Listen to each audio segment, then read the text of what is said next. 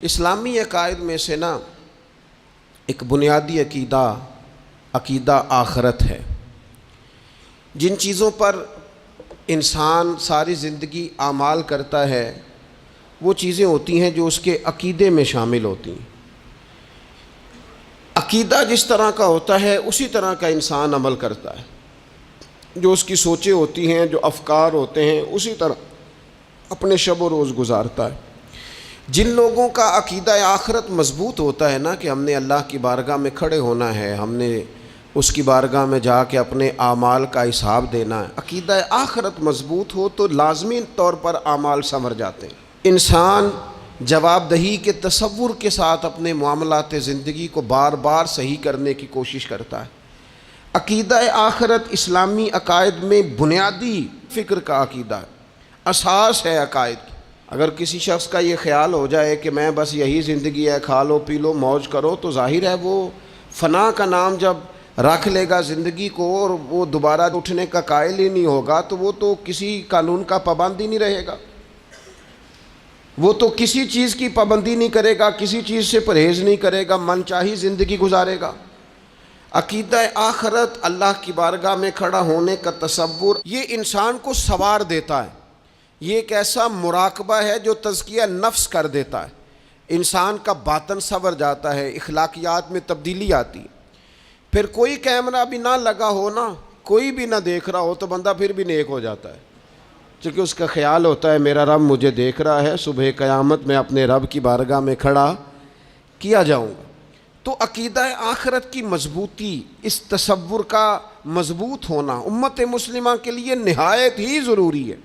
آپ دیکھیے قرآن مجید فرقان حمید ہماری توجہ دلاتا ہے، اور سورۃ القیامہ کے اندر اللہ کریم نے ارشاد فرمایا ایحسب الانسان، کیا آدمی اس گھمنڈ میں ہے، کیا انسان کا یہ خیال ہے ان یترک سدی، کہ اسے آزاد چھوڑ دیا جائے گا، اس سے پوچھا نہیں جائے گا؟ کیا انسان یہ سمجھتا ہے اس سے کوئی سوال؟ ایحسب الانسان، کیا انسان اس گمان میں ہے، اس گھمنڈ میں ہے ان یترک سدی، کہ اسے آزاد چھوڑ دیا جائے گا، کوئی پوچھنے والا نہیں ہوگا؟ اسے آزاد نہیں چھوڑا جائے گا، اس پر پابندیاں ہیں، اس پر کچھ قیود ہیں، اسے کچھ حدود بتائی گئی ہیں، اسے ایک دائرہ کار دیا گیا ہے، اسے بتایا گیا ہے کہ یہ حلال ہے، یہ حرام ہے، یہ تیرے لیے جائز ہے، یہ تیرے لیے جائز نہیں ہے۔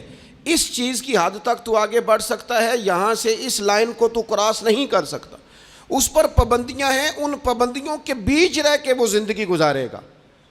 اور یہ بھی یاد رکھے، یہ آیت ایک دوسرا معنی یہ دیتی ہے کہ یہ مت سمجھے کہ صبح قیامت اسے چھوڑ دیا جائے گا، اس سے پوچھا جائے گا، اس سے سوال کیا جائے گا۔ اللہ کی بارگاہ میں جب یہ کھڑا ہوگا تو اسے اپنے اعمال کا حساب دینا ہو۔ لازمی طور پر ایک عدالت صبح قیامت لگے گی، جس عدالت میں مجرم پیش ہوں گے، انہیں اپنے جرموں کا حساب دینا ہے، ظالموں کو کھڑا کیا جائے گا، ان سے ان کے ظلم کے بارے میں باز پرس ہوگا۔ تو لازمی طور پر عقیدہ آخرت کی مضبوطی انسان کو مضبوط کرتی، اس کے اعمال پر پیرے بیٹھ جاتے ہیں، وہ پھونک پھونک کر قدم رکھتا ہے، سوچ کر جملے بولتا ہے، وہ کوئی بھی معاملہ کرتا ہے تو اس میں اس کا خیال ہوتا ہے کہ میں نے دنیا سے چلے جانا ہے، میرے پاس پتہ نہیں کتنا وقت بچا ہے، لہٰذا مجھے آخرت میں پیش ہونا ہے، اپنے معاملات کی آسانی کے لیے، وہاں کی آسانی کے لیے میں یہاں تھوڑا سوچ سمجھ کے چلوں۔ رب فرماتا ہے تجھے ایسے ہی آزاد نہیں چھوڑا جائے گا، آزاد پنچھیوں جیسی زندگی نہ گزار، صبح قیامت کے معاملات کو پیش نظر رکھ، اس پر غور کر۔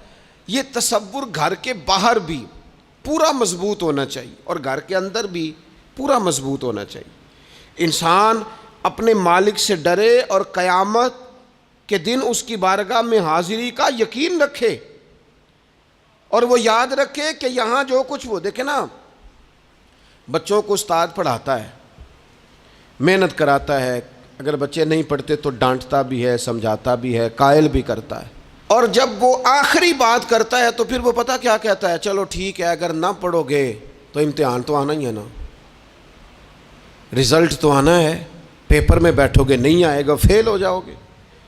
یہ لاسٹ پر یہ بات ضرور ہوتی ہے، اور یہ امتحان دینے کا تصور اور امتحانی سینٹر میں جانے کا خیال طالب علم کو مجبور کرتا ہے کہ میں اسباق تیار کروں، میں بار بار اس پر غور کروں، میں کتاب کو سمجھوں، میں اس کو حل کروں چیزوں کو، تاکہ جب میں مرکز میں جاؤں پرچہ دینے کے لیے امتحانی سینٹر میں تو پھر مجھے پریشانی کوئی نہ ہو۔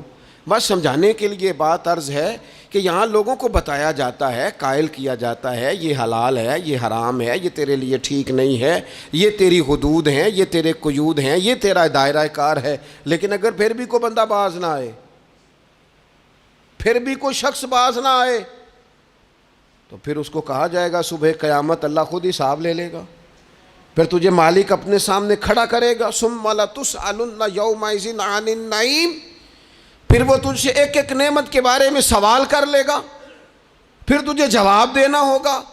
تو اس تصور کو اپنی زندگی میں لاگو کریں کہ ہم نے مرنا ہے، اللہ کی بارگاہ میں جان، اس تصور کو پوری طور پر طاری کریں اپنے ذہنوں میں۔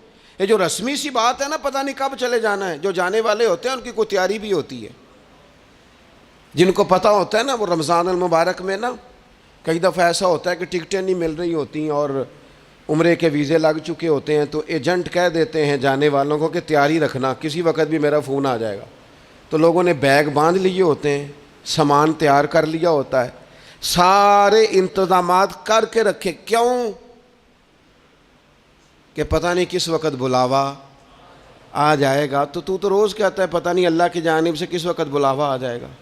پھر اپنی تیاری بھی تو یار کچھ بتانا، میں بھی بتاؤں آپ بھی بتائیں، پھر ہم اپنے آپ سے یہ بھی تو سوال کریں نا کہ جہاں اچانک جانا پڑے اس کے لیے تیاری ہوتی ہے، ہماری تیاری کیا ہے؟ اگر اچانک جانے پڑے اس کی بارگاہ میں کیا تیاری؟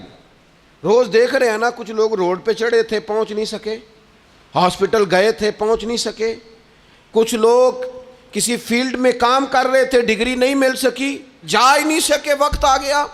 تو اگر وہ ٹائم آ جاتا ہے اس کی بارگاہ میں حاضر ہونا پڑ جاتا ہے، تیاری کیا ہے؟ نبی پاک علیہ الصلوۃ والسلام گھر کے اندر اپنے گھر والوں کی تربیت کے لیے اور تعلیم امت کے لیے ایک دعا مانگتے تھے۔ حضرت عائشہ صدیقہ کہتی ہیں حضور دعا مانگتے تھے، مشکات میں موجود ہے۔ کیا دعا تھی؟ اللہم حاسبنی حسابا یسیرا، اے اللہ ذرا حساب آسان کر کے لینا۔ یہ حضور تعلیم امت کے لیے دعا مانگتے، اللہ حساب ذرا آسان کر کے لیجیے، مالک کرم فرمانا۔ تو حضرت عائشہ صدیقہ رضی اللہ تعالیٰ عنہ ارشاد فرماتی ہے، میں نے عرض کیا یا رسول اللہ صلی اللہ تعالیٰ علیہ وسلم یہ آسان حساب کا کیا مطلب ہے؟ تو حضور فرمانے لگے عائشہ آسان حساب کا مطلب یہ ہے کہ رب کریم بندے کے نامہ اعمال پر نظر ڈالے گا اور پھر اللہ تبارک و تعالیٰ اس سے درگزر فرما دے گا۔ یہ آسان حساب ہے، پتہ مالک کو ہے اس نے کیا کیا ہے، پر کریم ہے نا، عدل کریں تے تھر تھر کمبن، اچیاں شاناں والے تے جے فضل کریں تے پھر بخشے جامن میرے جے منہ کالے، نظر کرے گا پھر معاف فرما دے گا۔ اور حضور فرماتے عائشہ یاد رکھو جس سے اس نے حساب لیا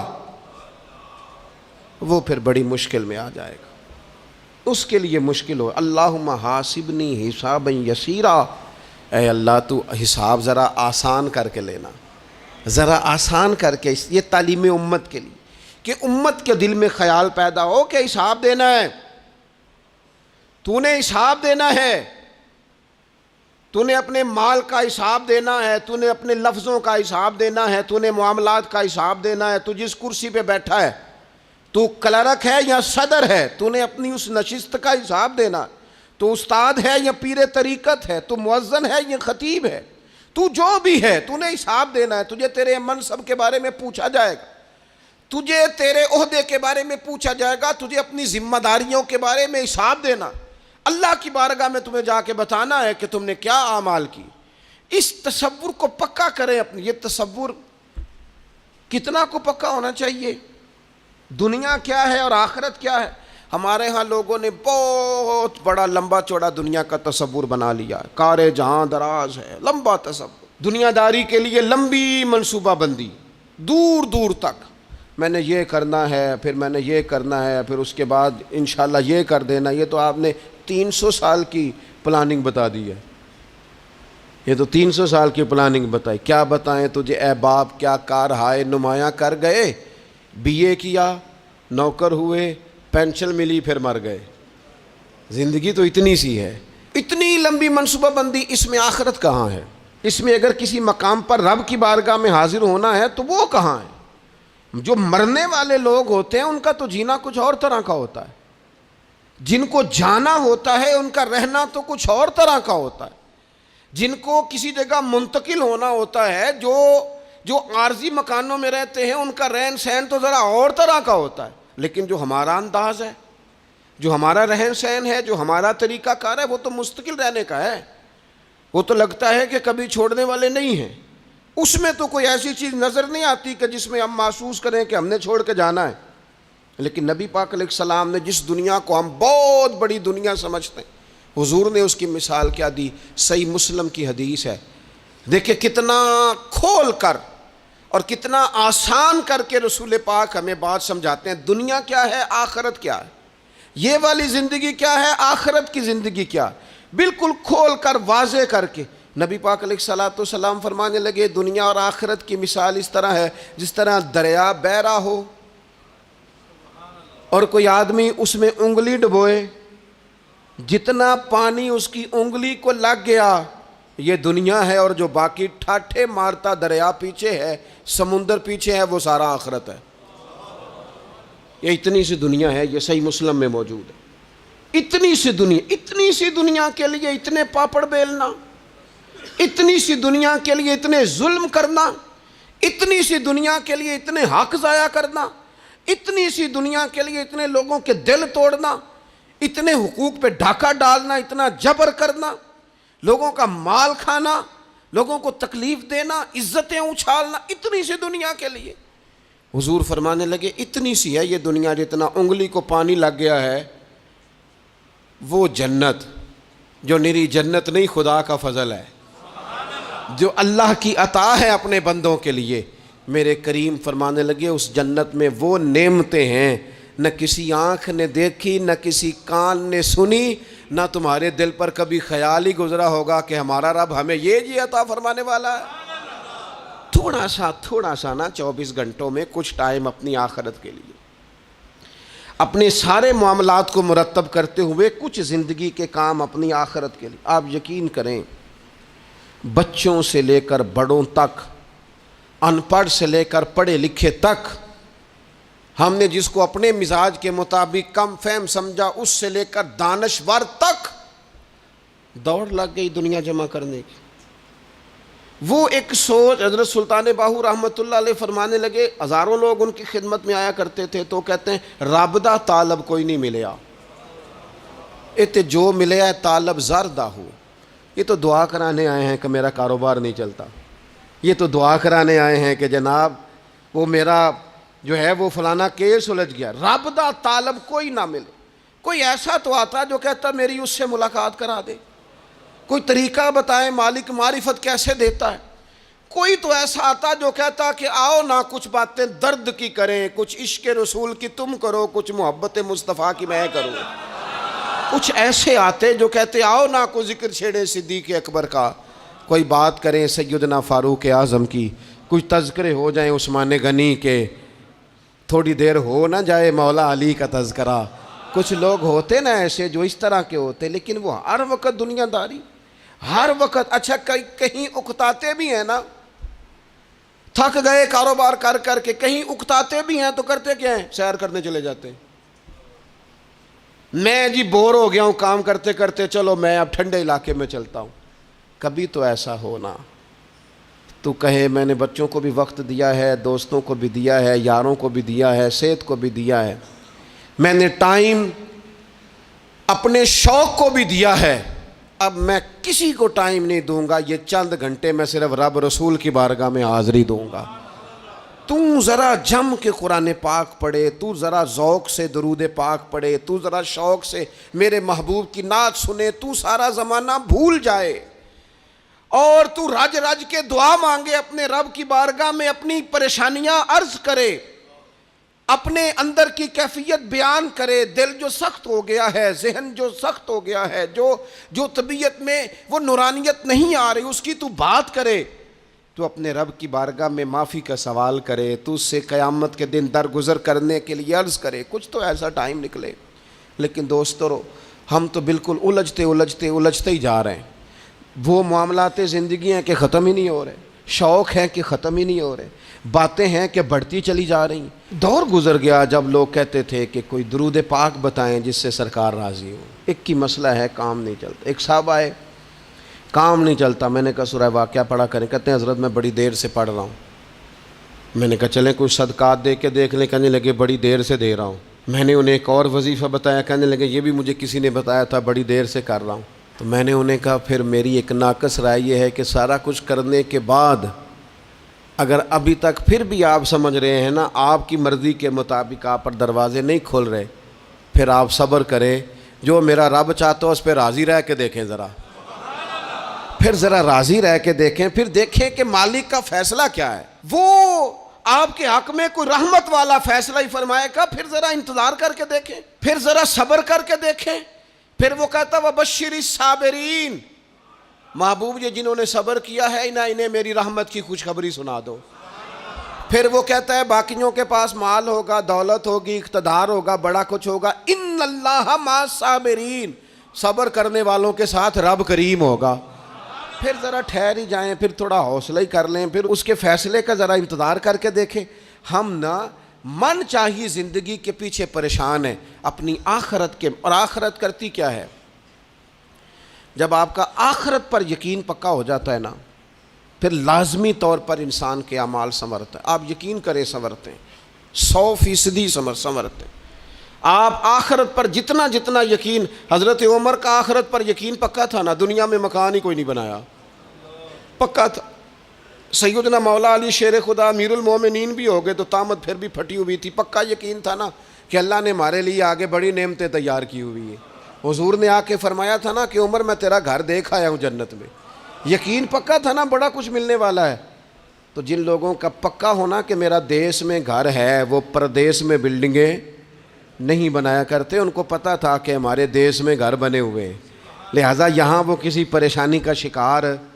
اور دوسرا، جب بندے کا آخرت پر یقین پکا ہو جاتا ہے نا، ایک بات آپ نے ضرور ذہن میں رکھنی ہے۔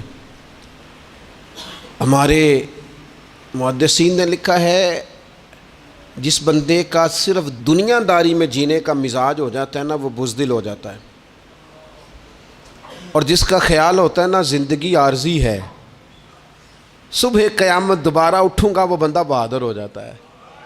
جس کا خیال ہے نا یہی کچھ ہے، کھا لو پی لو بس، یہ زندگی ختم ہو گئی تو ختم ہو گئی، مر گئے تو مر گئے، ختم ہو گئے، فنا ہو گئے، ان لوگوں کا مزاج بزدلانہ ہو جاتا ہے، جرت مند نہیں رہتے۔ اور جن کا یہ خیال ہوتا ہے نا مرنے کے بعد بھی اٹھنا ہے، ایک نئی زندگی اللہ عطا کرے گا، وہ لوگ پھر موت سے گھبراتے نہیں، انہیں مرنے سے ڈر نہیں لگتا۔ پھر موت کا لفظ کوئی بندہ سنا کہ انہیں بلیک میل نہیں کر سکتا، وہ بندے طاقتور ہو جاتے ہیں، باہمت ہو جاتے ہیں۔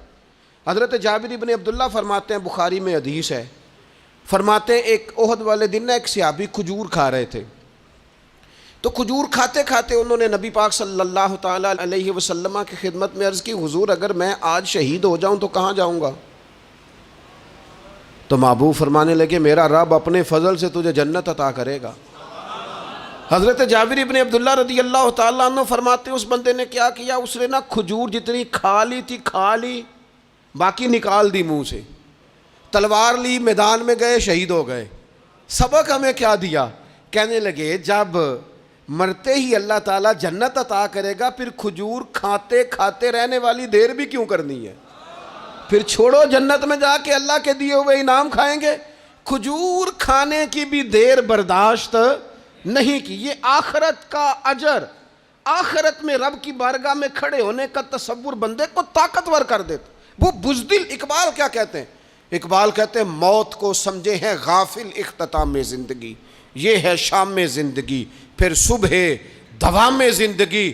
اور حضرت بلے شاہ بھی بول پڑے، وہ کہنے لگے عرش فرشتے بانگاں ملیاں مکے پہ گیا شور، بلے شاہ آسان نہیں مرنا، اے تے مر گیا ہی کوئی ہور، یہ تو کسی اور۔ پھر ایک اور درویش بولے، وہ کہنے لگے وارث شاہ او کدو مر دے، وارث شاہ او کدو مردے جنہ کیتیاں نیک کمائیاں نے، وہ تو اللہ کی بارگاہ میں انعام پاتے ہیں. ایک پل ہے موت، اس پل سے گزرتے ہیں، پھر رب کا فضل انہیں ملتا ہے.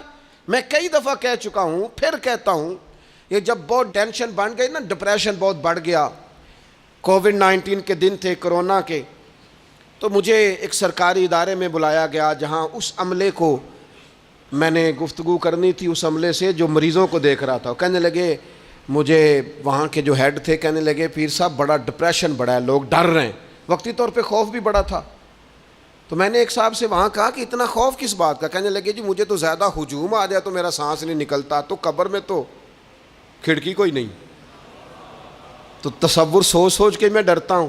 تو میں نے کہا ڈاکٹر صاحب، ماں کے پیٹ میں جو رب آکسیجن دیتا ہے وہ قبر میں بھی دے گا. تو انہوں نے آپ کی طرح سبحان اللہ نہیں کی، کیونکہ وہ ڈاکٹر صاحب تھے نا. سیانے بندے کو سمجھانا بھی کافی سیانے بندے کا کام ہے، وہ زیادہ سیانے تھے.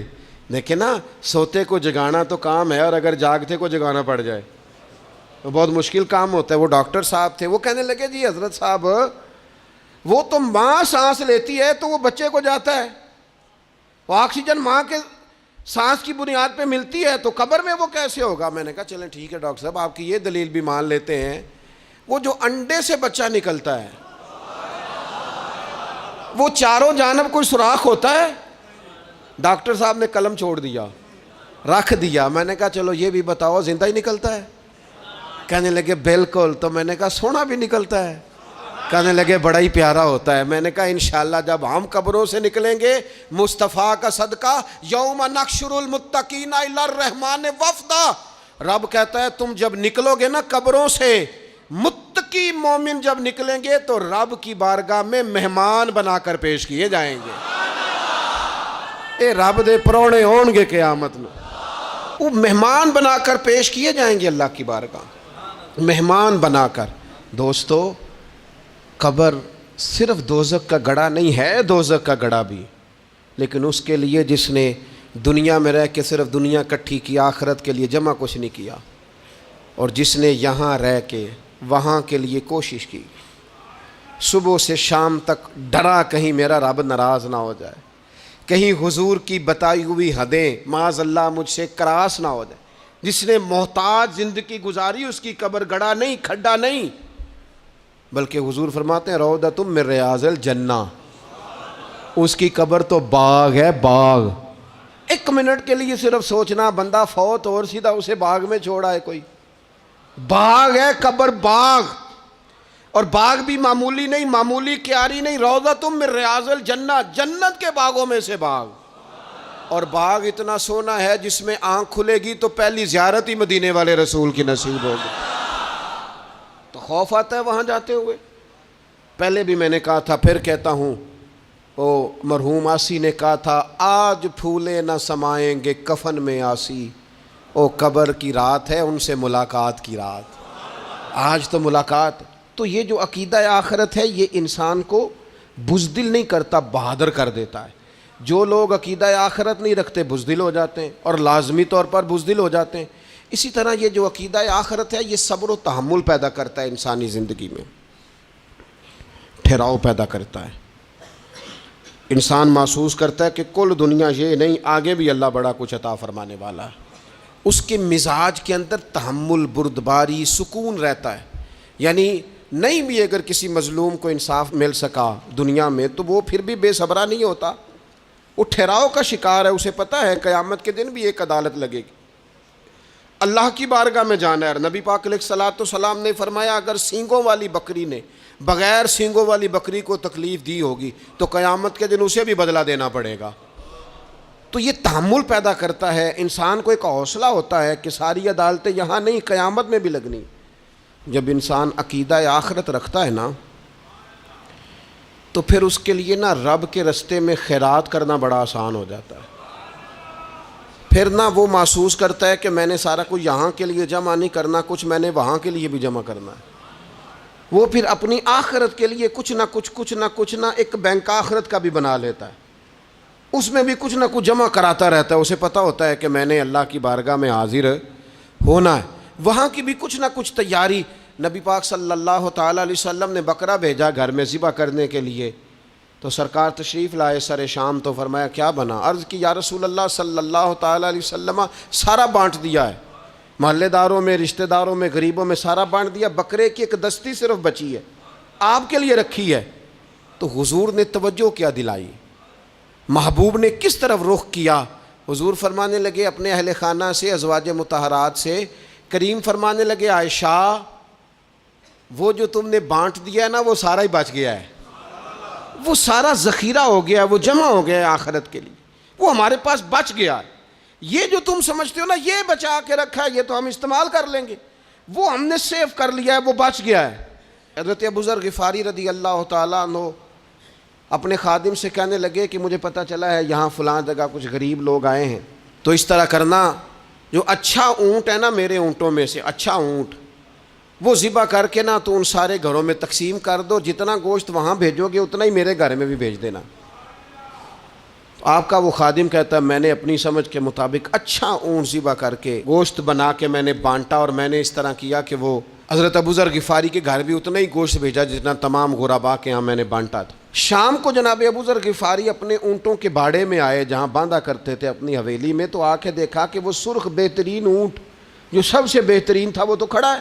تو آپ اپنے خادم سے کہنے لگے میں نے تمہیں کہا تھا جو سب سے اچھا ہے اس کو ذبح کرنا، تو وہ کہنے لگا حضور وہ باقیوں میں سے سب سے اچھا تھا، اس سے ہی تھوڑا سا کمزور تھا، اور یہ تو آپ کی سواری کے لیے ہے نا، یہ تو آپ کے کام آتا ہے، اس پہ تو آپ سفر کرتے ہیں، اس لیے میں نے اسے چھوڑ دیا، اور اس کے بعد جو سب سے اچھا تھا وہ میں نے ذبح کر دیا۔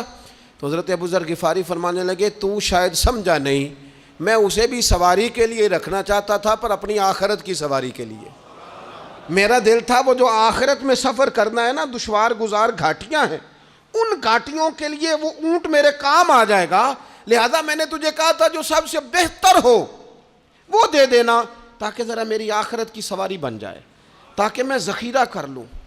بڑا دیا بال بچوں کو، بڑا دیا بہن بھائیوں کو، بڑا دیا دوست احباب کو، بڑے قرضے دیے ادھر ادھر، لیکن ساری زندگی دیے، ایک موقع پر صرف آپ نے کسی کو انکار کیا نہ، ایک موقع پر،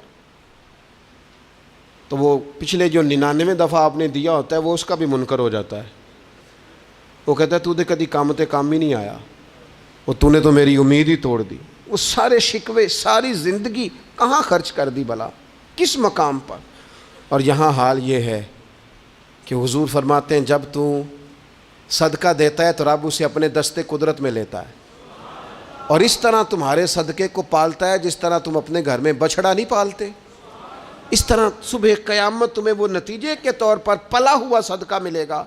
ہم اپنی آخرت کو چونکہ اس لیول پر یقین نہیں لاتے الا ماشاءاللہ، لہٰذا اس کی تیاری کے لیے ذخیرہ نہیں کرتے، اپنی آخرت کی تیاری کے لیے ذخیرہ کریں اور کوشش کریں کہ اور یہ عقیدہ اپنی اولادوں میں، اپنے متعلقین میں، اپنے احباب میں اس کو راسخ کریں، کوئی نہ کوئی بات عقیدہ آخرت کی، قیامت کی ضرور اس کا تذکرہ کریں، ان باتوں کو اپنی زندگی کا حصہ بنائیں۔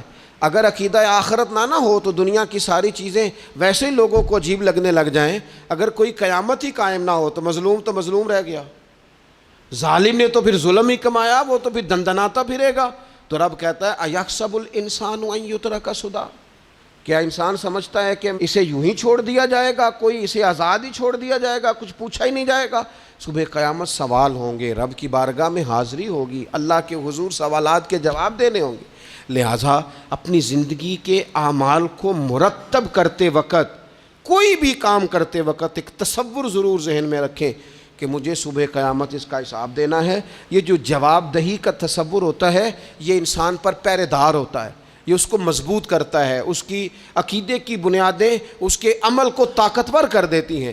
لہٰذا عقیدہ آخرت اپنے بچوں میں، آنے والی نسلوں میں، آپ دیکھیں حضور نے یہ عقیدہ آخرت مضبوط کر دیا تھا نا، تو پھر سیدہ فاطمہ الزہرا نے کچے مکان میں ساری زندگی گزار دی، پھر محبوب پاک نے دیکھا کہ وہ اونٹ کے بالوں کی بنی ہوئی چادر اوڑھ کے چکی پیس رہی ہیں، تو محبوب نے یہ نہیں فرمایا کہ اللہ آسانی کر دے گا، اچھا وقت آ جائے گا تو فکر نہ کرنا یہ مشکل، نہ محبوب کریم نے فرمایا فاطمہ دنیا میں تھوڑی مشقت برداشت کرو، اللہ آخرت کی ساری سعادتیں آپ کو ہی عطا فرمائے گا۔